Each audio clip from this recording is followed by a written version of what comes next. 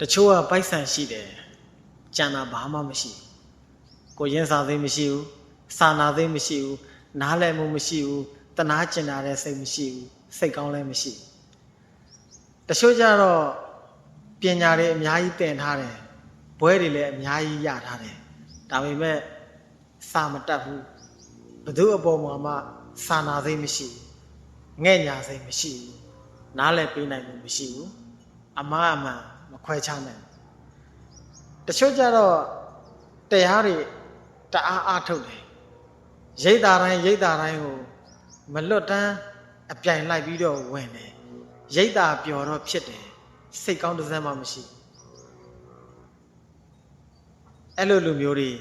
မဖြစ်ပါသေးဘူးအားတွေဘယ်လောက်ပဲရှိရှိစိတ်ကောင်းမရှိရင်အလကားပဲကိုချင်းသီလမကောင်းဘူးမပြည့်စုံဘူးဆိုရင်လည်း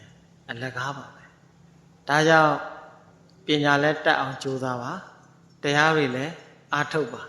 ပိုက်ဆံလည်းရှိချမ်းသာတဲ့လူတစ်ယောက်ဖြစ်အောင်လည်းကြိုးစားပါစိတ်ကောင်းရှိအောင်လည်းကြိုးစားပါကိုရှင်တရားနဲ့ပြည့်စုံအောင်လည်းကြိုးစားပါနှလုံးစိတ်ဝမ်းငြိမ်းချမ်းနိုင်ကြပါစေ